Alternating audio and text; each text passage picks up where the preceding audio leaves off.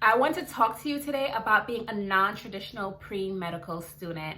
I was a non-traditional pre-medical student, so I know what it feels like to feel like the journey feels long and almost like it will never end. I know how you compare yourself a lot to others and just feel like you're not doing the right things. I just want to chat with you guys and give you guys advice about things that I wish I knew going into it and help make things feel a lot better on your journey if you are feeling in a stuck place right now. Before I get started, if this is your first time watching any of my videos, I am a dermatology resident and I make videos for anyone who's interested in training in medicine or currently training in medicine. I give a lot of advice and I make videos every week. So make sure you press that subscribe button so you know when I come out with my latest videos. You can also get to know me a little bit better by following me on my Instagram at therealskinamin_MD.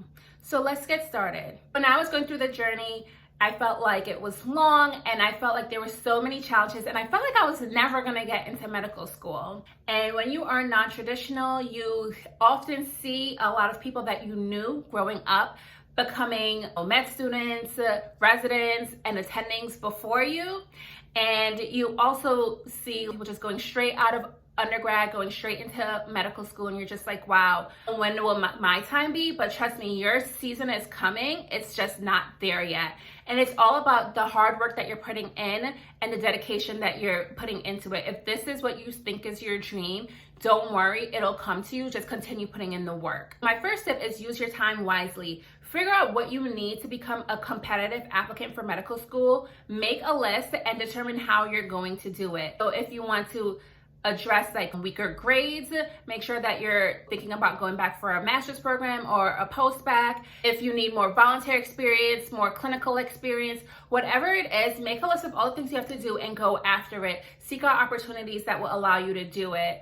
With medical school, they want to make sure that you're using your time wisely, that you are gaining experience. Ensure that your CV includes all of those things. With the extra years off, you can then use your experiences as a strength, because compared to the person who goes straight from undergrad, you would have time to have matured, and med schools love to see that because it shows that you were able to handle the real world outside of just medicine, that you've probably held jobs, you may have kids, so they will know that you know what it is to handle real responsibilities outside of just schoolwork, and then you know how to handle responsibilities and schoolwork as well. So you have that strength, so make sure that you show that on your application and you're proud of it. I feel like I meet a lot of non-traditional pre-med students who are very coy about what they've done on their time off and also feel like maybe they're just not as strong as the person going straight from undergrad. I was on my interviews.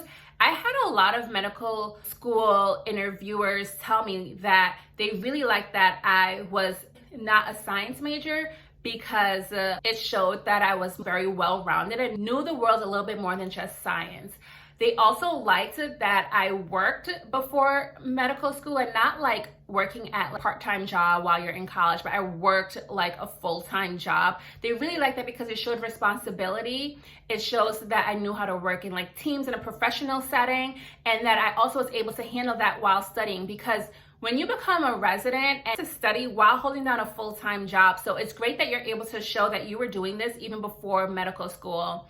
And then even when you're in medical school, you are studying, but you are still expected to do research, volunteering, leadership in some kind of way. If you're able to show that you were doing this before medical school, then that's just so awesome, and they love that. And I've been told that on my interviews. So don't think that you're coming in as a weaker applicant. You are definitely coming in as a very strong applicant. After creating your own timeline, don't worry about the pace. Like, of course you want to get things done in a timely manner, but don't go faster than you need to. Like, don't say that you're going to rush and take the MCAT, or take the MCAT while you know you are taking a heavy course load or you are very busy. I remember I took the MCAT several times, and I remember taking my first MCAT while I was working with a summer school.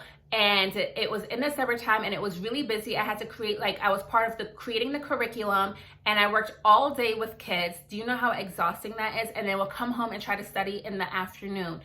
I was trying to rush it, and that just doesn't work. Ensure that you are paying attention to the timing and just keeping at your own pace. Don't compare yourself to others, and just be tunnel visioned on your goal, and don't worry about anything else. My other tip is definitely being true to yourself. I feel like a lot of people are always like, what do I need to do to make sure my application is strong? And of course there are the checklists, but make sure you're doing things that make you happy. Like, don't do an extracurricular activity just because you think the med schools want to see it, because then when you have to talk about it, you won't show passion in it, and they'll be able to see right through that. Your application shows how passionate you are about medicine, and the things that you did, how that relates to you, and how that will make you a better physician. So do the activities that speak to you and show who your personality is, so that when you create your application and you put it all together, admission team can actually feel like they understand who you are as a person. The next tip is for the non-traditional pre-med students who are non-traditional because they're probably taking some time off because their scores weren't as competitive as they would like it to be. And that's completely fine. But I want you guys to know is to not make the same mistake twice. So if you did not do well in a course and you do it again and you still didn't do well, that's not always the best thing. I do want you guys to think that, okay, if I'm taking the MCAT over again, my goal is to do better. You know, you don't want to do worse. That's not a hard and fast rule. I did the MCAT 3 times, so clearly I did it more than twice. But in general, you always want to show improvement. And then if something becomes a red flag, you have to improve again, or have other parts of your application that are very strong to make that weak part of your application look like just a fluke.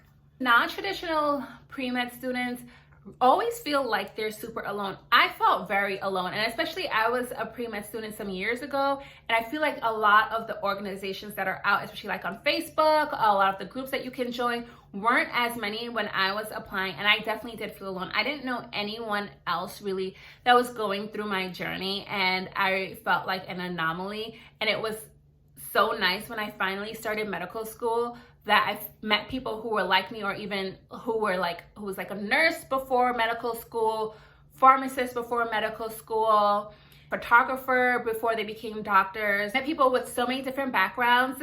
It was very refreshing. You still are a minority though when you get to medical school. I will say that. You're not alone. You'll meet a lot of non-traditional pre-meds along the way. And lastly, I just want to remind you guys, I said it earlier in the video, the light is at the end of the tunnel. You will see your hard work pay off.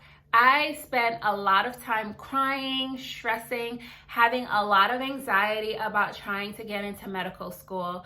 And it finally came, and I'm done medical school. I'm a resident now. And when I think back on those years, I'm just like, wow, I wish I was kinder to myself. I wish I just trusted myself. And I wish I just believed that everything was going to happen the way it's supposed to happen. So just trust it's gonna happen for you as long as you put in the work and do what you need to do. Let me know what is your biggest hurdle about being a non-traditional pre-med student. Let me know what your biggest concerns are about being a non-traditional pre-med student.